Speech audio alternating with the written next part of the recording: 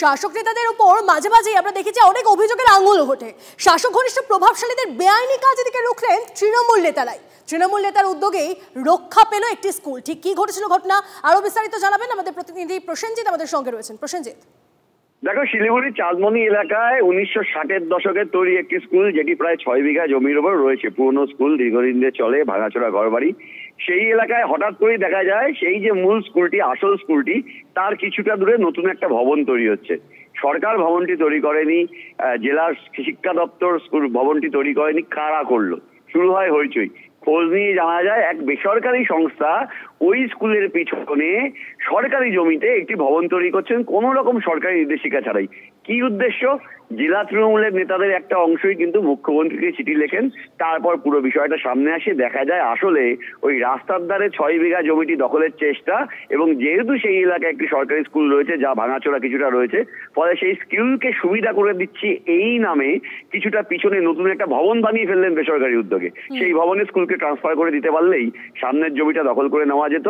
মুখ্যমন্ত্রীকে চিঠি দেওয়ার পর টনক নড়ে, এসজেডিএ নোটিশ করে ওই সংস্থাকে।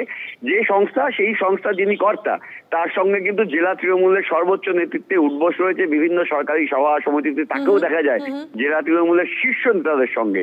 ফলে স্বাভাবিকভাবেই হইচই শুরু হয়েছে। অবশেষে আজকে ওই যে বেসরকারি সংস্থার উদ্যোগে তৈরি ভবনটি, যে স্কুল হিসাবে তৈরি করা হচ্ছিল, সেটি ভেঙে দেওয়া হয়েছে। বেশ, অনেক ধন্যবাদ প্রসেনজিৎ তোমায়।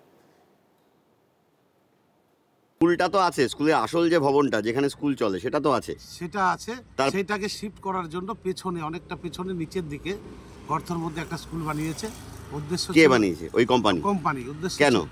উদ্দেশ্য ছিল বিল্ডিংটা, স্কুলটা ওখানে শিফট করে দিয়ে যাতে সামনে স্কুলটা আছে সামনের জায়গায়, এই জায়গাটাও হয়তো কোনো কাজে ব্যবহার করবে এবং কেউ জানতেও পারবে না। আমি মুখ্যমন্ত্রীর কাছে চিঠি লিখি যে আমাদের এইসব কাজের জন্য আমাদের সরকারের বদনাম হচ্ছে। মহাশয়, আপনি একটু তদন্ত করে দেখে উপযুক্ত ব্যবস্থা নাও। পরে খবরে আসে, নিঃসন্তান সুমিতা তাকে কি টাকা হাতানোর লক্ষ্যে খুন করেছে ফাল্গুনী ও আরতি?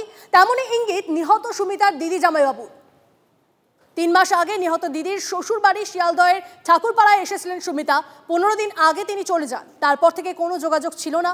সুমিতা ঘোষের জামাইবাবু জানিয়েছেন, এর আগে একাধিকবার অভিযুক্ত ফাল্গুনী ও আরতি এই বাড়িতে এসেছে।